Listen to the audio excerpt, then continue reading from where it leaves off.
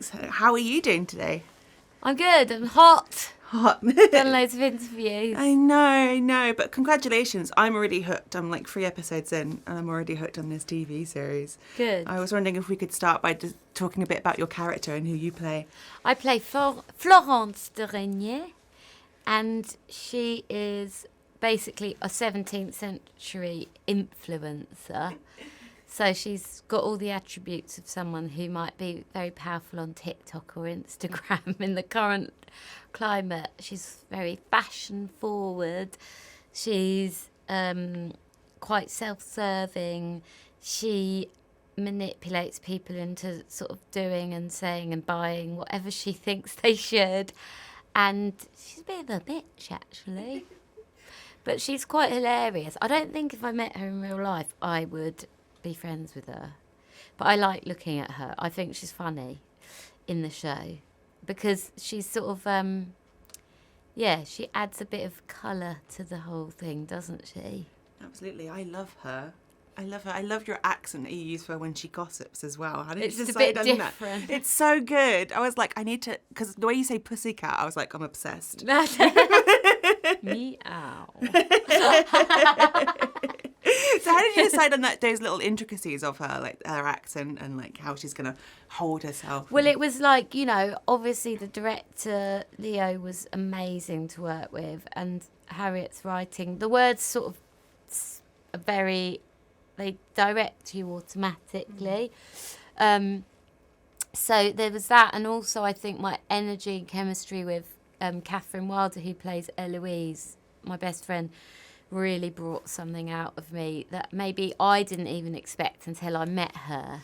I think I sort of knew that I was haughty and like judgmental, but I think that with Catherine on set, there was lots of playing between us that was really fun, and I think that added to the character. I think she was really influential on who I became. She was like a sort of yes man person. It's amazing because even instantly your opening scene was just you just gossiping in the theatre, and I was like, I'm sold on this character. I can't wait to see more of what she gets up to in the show. Yeah, and it's an interesting time for people of her calibre because it's just during the French Revolution, it's just starting. And what research did you go into in the history of? I didn't do a lot of research, and that was conscious because I knew that this was like coming from a feminist angle. This was a woman director, woman writer. And I think that when we look at history, it's all written by men. So I was reading quite a lot recently about how, as women, like we are quite responsible for patriarchal ideals being perpetuated. And it's not always our fault, but we're still doing it inadvertently, even if we say we're feminists. I read this book recently called Motherhood by Elaine Glazer, and I was like going, oh my God, I do that. Oh my God, I do that. All the way through, because she talks about moments in her life where she's realised that she's perpetuating things she's been taught, handed down, that come from that male perspective. So I wanted to exist in the character as a person, a human being. And the costumes and the sets were amazing, but I didn't think necessarily that contextually it was important for that particular character, who's a little bit outside of what everyone else does anyway, to read all that stuff. I sort of wanted to see her as an individual.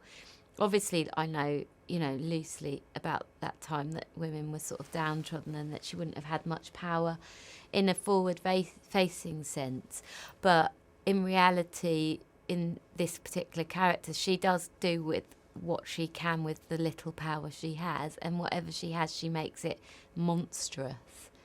And I think that is interesting to me, more than being kind of geeky about context. And I also believe as well, quite heavily, that ideas about the human condition are, they continue, they perpetuate irrespective of what's going on in history or politically or whatever. There are elements, obviously, like now we're going through this like crazy time in history where there's a sadness and we're in a bit of a depression and people are quite low, and you can sense those things. So there's that tonal stuff that's important, but I didn't want to go too deep into details because I was worried that I might then be perpetuating patriarchal male gaze again. Amazing. That is such a great answer. Thank I'm you. just like blown away. Like, wow. I didn't even think of it that way, but you're absolutely right. And this show really does bring women to the foreground because they actually hold most of the power because they control the gossip and the reputations of these powerful men. Yeah, and they find male weakness as well, and they really go for it. Yeah, and have all these secrets that they can just divulge, and it's so beautifully done how these female characters kind of run the societal world. What I like is the sex in it is really great, isn't it? I'm so Great sorry. sex. Great sex. I love sex. I love sex when it's good. Yeah. It's really bad when it's not. Actually, hurry up. And that's kind of where some of these women find their power, really, is in their sex. Yeah, but unfortunately, that is still the case today. Yeah. Like, I look at my other job, music business, like, get your kit off and you're guaranteed to sell a few more million records. How to do it without? How to use this to my advantage, I guess, is in the show, really, what the women... The using it as a war against men, really, I think is the main point. What kind of intimacy coordination did you have on set? Loads, and too much for my liking.